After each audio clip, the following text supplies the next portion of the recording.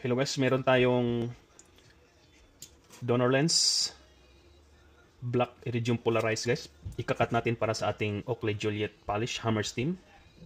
Yun. Napakagandang black iridium polarized. Yun na guys, oh. Ikakat natin to siya guys, but hindi siya ma-retain 100% ang kanyang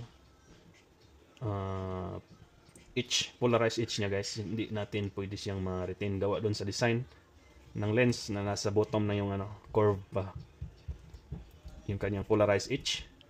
So ikakat natin siya guys para kakasya dito sa frame ng Juliet polish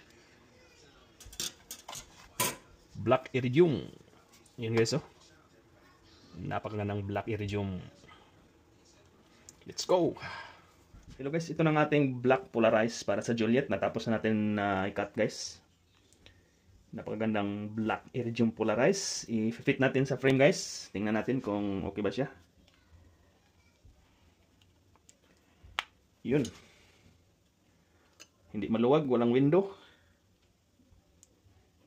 Tamang-tama ito guys.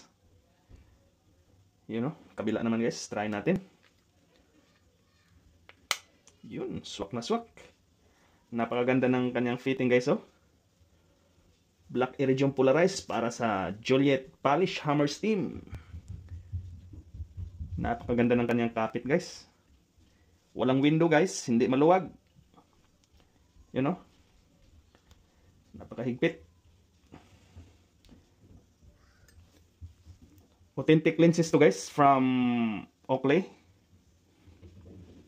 Custom cut para sa Juliet frame, hammer steam, Juliet polish. Let's go! Ito guys, oh, tanggalin na natin guys. Ito na lang pagtanggal guys. Yan. Tapos, lagyan natin ng lens cleaner guys para sa ating final touch. Yun. Ito guys, ayan ang ating black iridium polarized. Lagyan na natin ng Oakley lens cleaner. 8% done. Nalinis na natin. Black iridium polarized. You know, para sa Juliet polish hammer steam. Ito na guys ang final touch ng ating black iridium polarized para sa Juliet. Super.